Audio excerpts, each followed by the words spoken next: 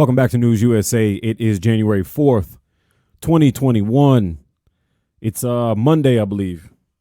Yeah, today is Monday, and hopefully everybody's doing okay out there. If you haven't heard, what do you know? President Trump has made the news again. Can you believe it? This time, this is for a phone call that he had that involved the Georgia Secretary of State, Brad Raffensperger, and several other guests. I think a couple of lawyers were on the call. Some unofficial lawyer was on the call, a young lady, can't remember her name. She was there pretty much just helping Trump out on the call. And the call was pretty much about trying to find as many votes as possible to try and overturn the election down in Georgia.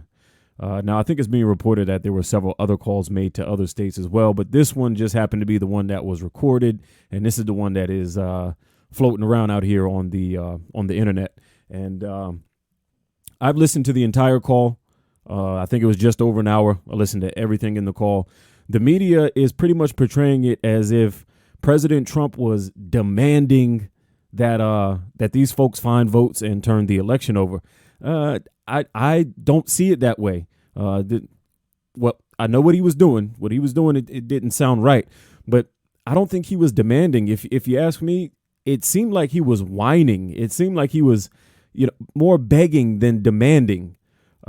He didn't seem very sure of himself. He didn't seem very firm. He didn't seem like the Trump that we see on stage or the tweets, the real strong tweets and all of that. There was no, you better go find me votes. You better this, you better that. It was more of a, come on, guys. What are we going to do, guys? Come on. What can we do? I think one quote he says, all I want to do is this. I just want to find 11,780 votes. So he wasn't speaking in a demanding tone, if you ask me. Now, that could be the media just pumping it up or whatnot.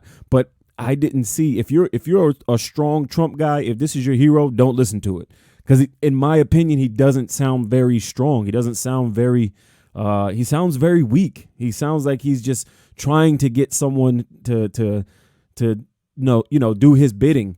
And it's almost mind-boggling to him that people aren't just doing what he's telling them to do. They're following the process. While I'm listening to it, I'm thinking either he really believes that all of this fraud happened, or, he's just really good at playing this game of, I don't know. It's hard to explain this game of, no, I'm really just trying to investigate. I'm really just trying to see what's going on, because he doesn't sound like he's trying to force them to do it. He even says some things in there such as, well, the people down in Georgia, the voters in Georgia are really mad at you. They don't like what you did to the president. And he was talking about himself in the third person. It wasn't as if he was going at them very angrily. I didn't get that from it. It seemed more, like I said, like whining. And Brad Raffensperger, he pretty much had a rebuttal to everything that he was saying. He brought up claims of the Dominion voting machines being moved out of the state. They came back and said, no, that's not true. They're not being moved. And then he said, okay, well, are they moving the insides? Did they take the insides of the voter machines out of there? No, that's not true, Mr. President. So they pretty much were responding to everything. Trump was given vote counts or whatnot, saying that, this many votes were found illegally. This many votes was this many votes, this many dead people voted. And they pretty much had answers and rebuttals to everything.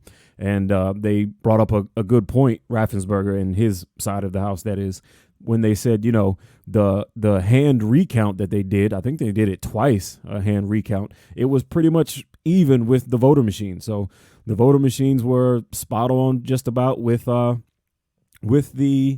hand count, that was tallied by hand. So, I mean, how you would have to be a freaking mathematician genius to election fraud the ballots and the machines. I mean, I don't know.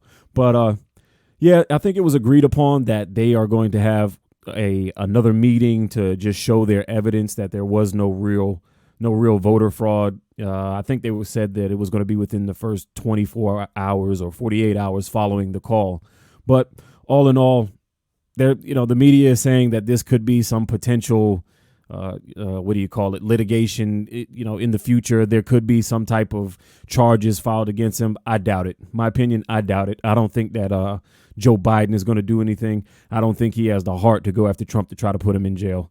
or to try to do anything, legally to him. He may. I could be wrong, but that's just my opinion. I don't really see this going anywhere because at the very least, Trump can say, hey, I really just do believe that there was voter fraud. I just believe this stuff. I was just checking into it. That could be his defense. And, this is kind of he didn't actually say, go and find me the votes and go and overturn the election. He was just sort of in a suggestive matter, I guess you could say. He was suggesting, this is all I need. Guys, this is what we need to do. And it's okay if you made a mistake. It's okay if you made a mistake. You can just say, we did a recount and, we're going to have to just change things around. You can just say you recalculated. He was talking like that. He wasn't very demanding, like I said a couple of times already, but I just want to hone that point in. I believe the media is trying to push it out as if he was just, barking the whole phone call, just trying to get them to do his bidding. But I didn't see it that way.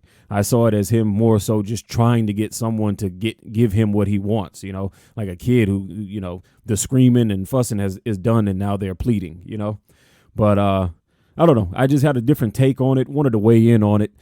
Let me know what you guys think. If you think, that opinion was wrong, or if you think he sounded like a raging bull on there, let me know. But that's just not what I got from it. I don't think too much is going to come from this. We got this election coming up in Georgia. What's today, the 4th? I think tomorrow is when that goes down. We're going to have to see exactly what happens there, whether the Republicans are going to take the Senate or if the Democrats will hold, if the Democrats are going to take the Senate, or will the Republicans hold on to the Senate? Hopefully the Republicans hold on to the Senate. I think we're too far left right now. I've said this before. I don't want, all three branches of government, pretty much leaning I don't want the presidency, the House, and the Senate to be blue right now. I think it will push us too far left too fast as a whiplash in the, reverse direction of Trump, since he's pushed so many people on the left on the brink of losing their minds. I don't want to see that right now. I'd like to see the Senate hold on to a little bit of power. That way they can kind of be a buffer for right now until things sort of calm down after the Trump presidency is over. But we'll have to wait and see exactly what happens. Thanks for stopping by. I appreciate everybody who shows the channel support. Thank you very much. Stay tuned to News USA.